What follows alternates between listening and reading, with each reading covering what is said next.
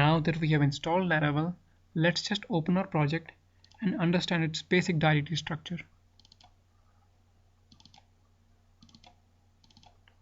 You can use any editor. I'll use GitHub's Atom.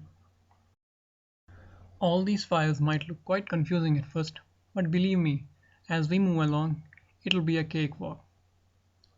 As a beginner, we don't need to understand the utility of each and every file here. We just need to understand the most important stuff first, which we need to make our projects ready and running. So yeah, don't worry if you don't understand all the files initially. We'll cover them later on. We have intro as a root directory, and inside it, the first directory that we encounter is app. Make sure you are fully aware of this directory because this is the directory where we are going to be doing most of the work. Navigate to this HTTP folder and you see these three most important things that we are going to be using: controllers, middleware, and requests.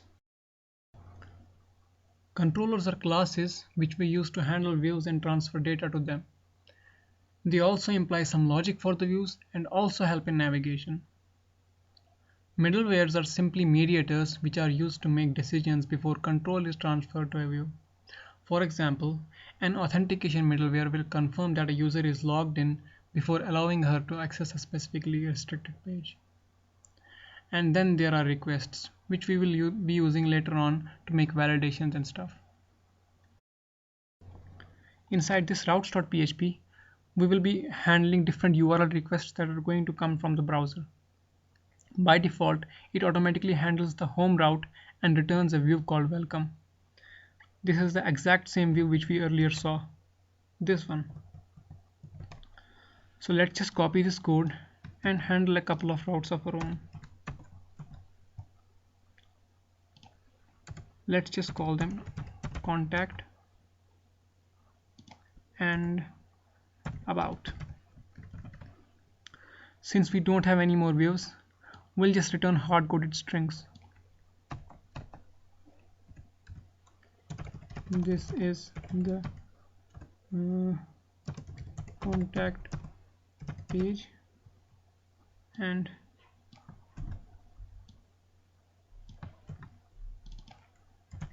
this is the about page.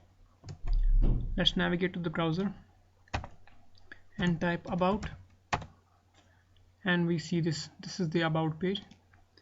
And in the same way, if we type contact, we get this result. We already covered controllers, middleware, requests, and routes.php. Then we have models.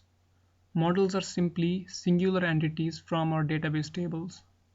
So if we had a table named animals, the corresponding model would be animal.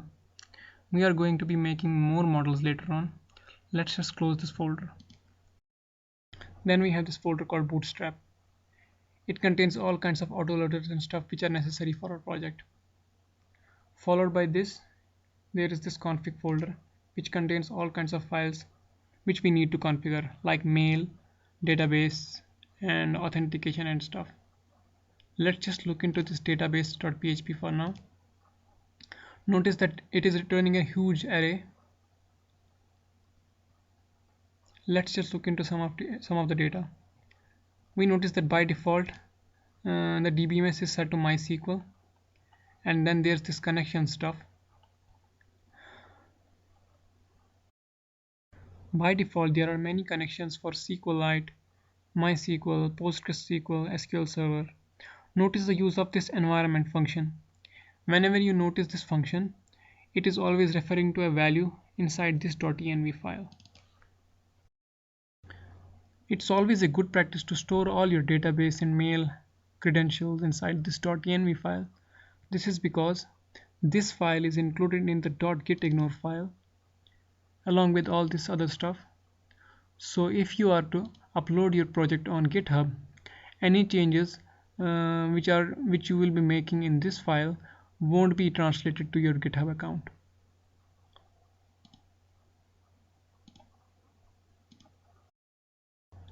Then we have this database folder.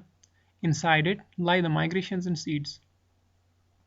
The seeds are used to generate dummy data for your databases, just for testing purposes. And the migrations are simply version control for your database. Any file you'll find inside this folder will translate to a table inside your database.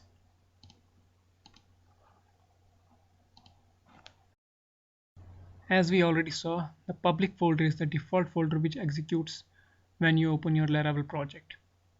So this is the default execution path of your project. Then we have these resources. The resources folder is the dumbest folder of our whole project. Inside it lie just CSS, SAS, and HTML files. All the views are present inside this views folder. If you remember, when we first started our project, we encountered this route. This view is generated by this welcome.blade.php. We are going to be using more views later on. Then we have these folders: storage, tests, and vendor.